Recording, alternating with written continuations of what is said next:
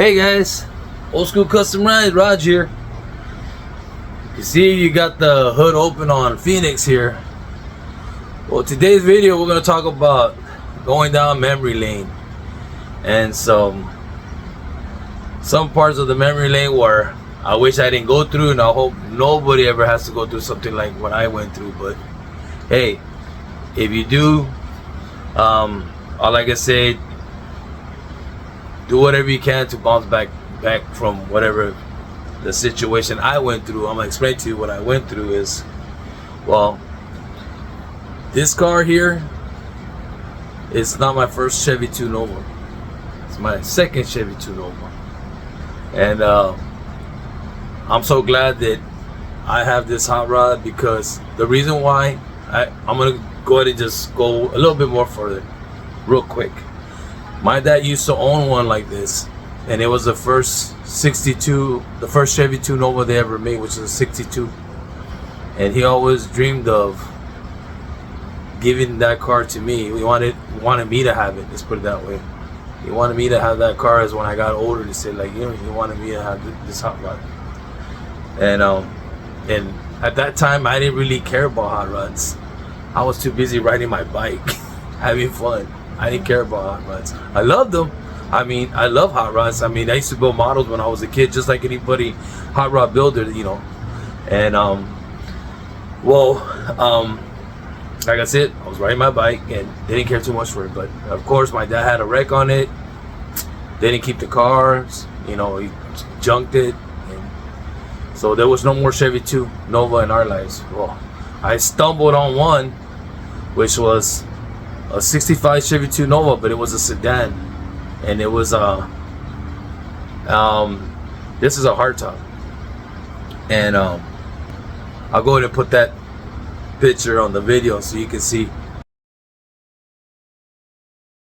Bought that car didn't have no transmission, no motor, no nothing.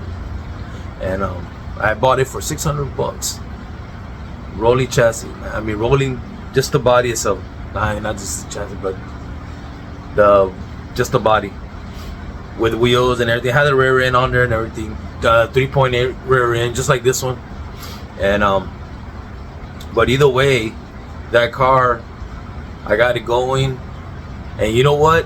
The funny thing about that car is that was so many years ago that I had that car.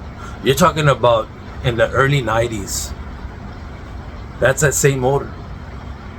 And look what year we're in right now. That's that same motor.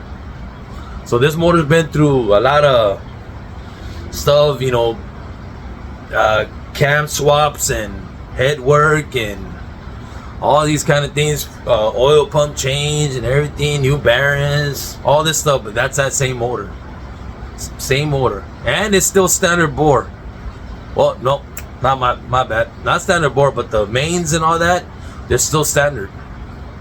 But it's bored out 40 over. It's like a flat top piston, almost like 10 to 1s.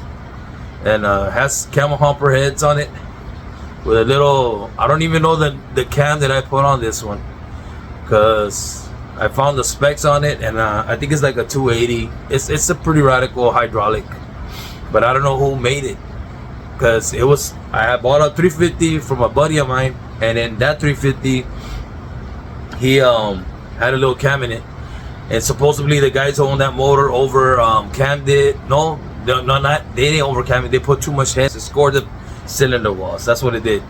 It scored the cylinder walls, and they put too much head on it, so it messed up the whole motor. So I bought that motor for $400. That motor had this cam, so I went and got it spec'd from a buddy of mine, and he said it was a 280. So I just put it in here, because the other cam I had on here was a competition, and that cam went flat. So I changed it out, cleaned it out, did the whole thing. Now the motor is radical. If you've seen it on the videos, the burnouts and everything I've done, y'all know that it's good for the street. It's not one of those top 10 racing hot rod cars. It's just a good street rod. That's all it is. But either way, before getting this car, I had my other Chevy 2 Nova, and then of course, I would have still had that car, but I would drive that car all the time, you know, take it to work, come home, and surely behold, some guy decided to run a stop sign.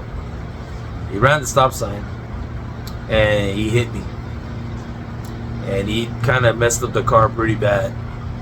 I'm surprised, I guess, because these cars are steel, and I think that's the only thing that saved my life.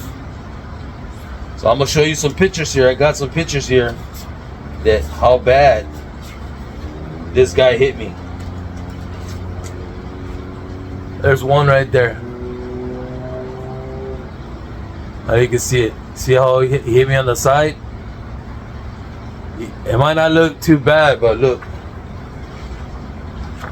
Look what he did to my wheel. This guy just ran me and he just like dragged the whole car. Like he hit me pretty bad. But I got some more here. Look at that. Look how you bend my drag star. And check it out. Look at those Pro Stars. Those are Kragers, man. The old school. Back in the days, man. Look at that. Look at the damage he did to my car. You see, it was a sedan.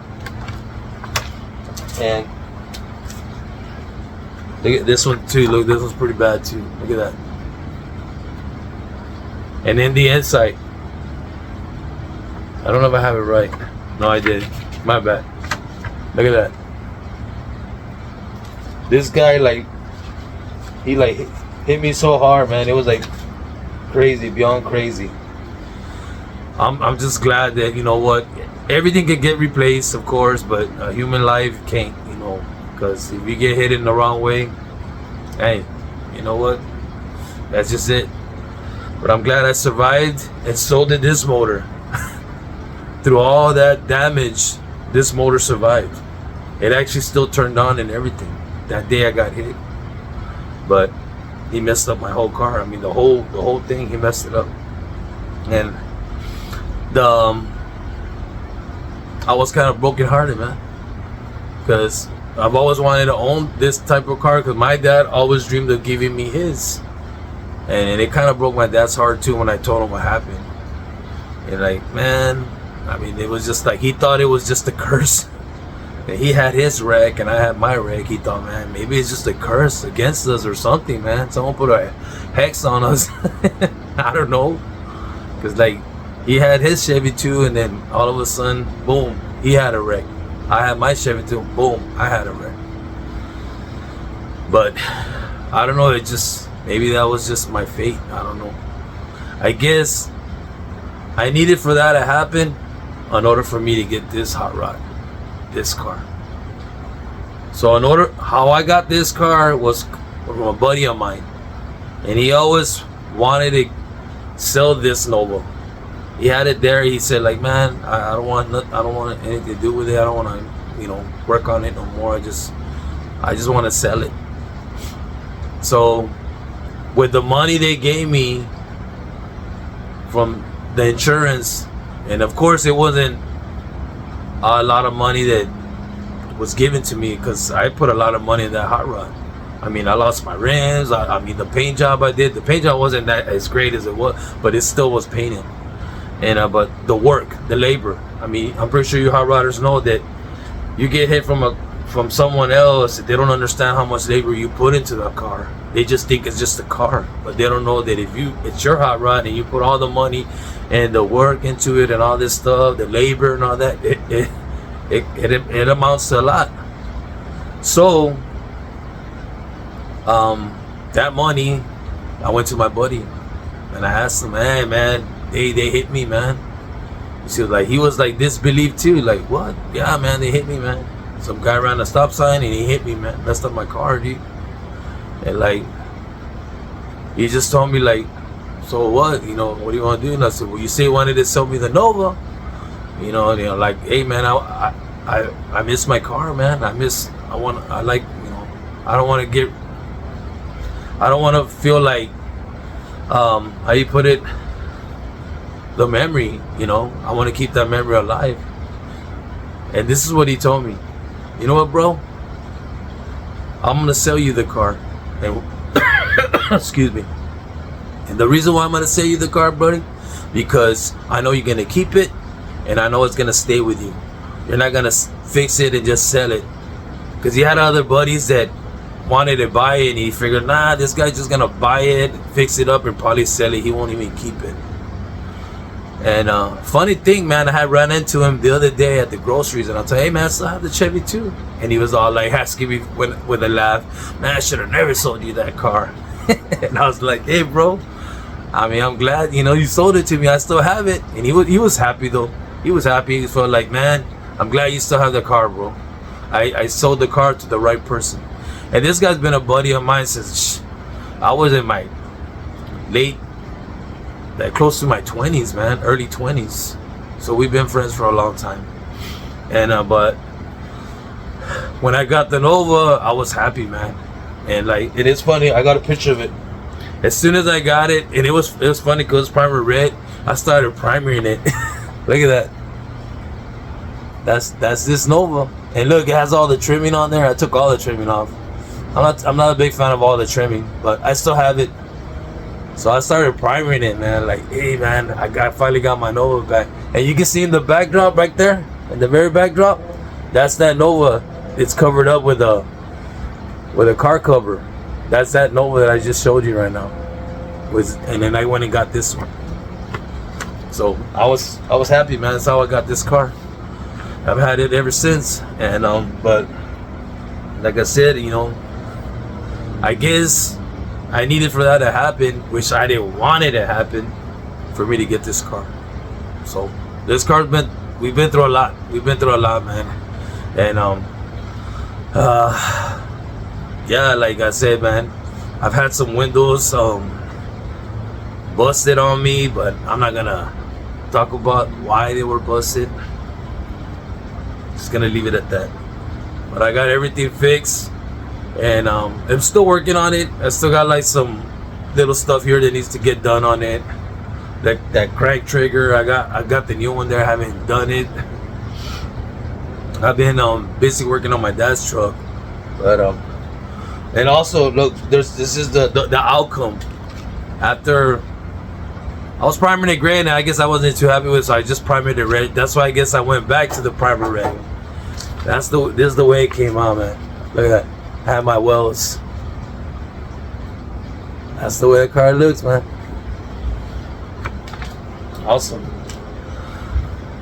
So like I said, you know, sometimes these things happen, man. You know, you drive your hot rod, you just got to be careful when you're out there driving your hot rod, man, because you never know, man. But I don't want anybody to go through the same situation I did. But I guess in the long run, I still end up winning, because I still end up getting my Chevy 2 back, you know. But it wasn't, I don't feel that I felt like I wanted that to happen, because I like the other Nova. The other Nova was a sedan.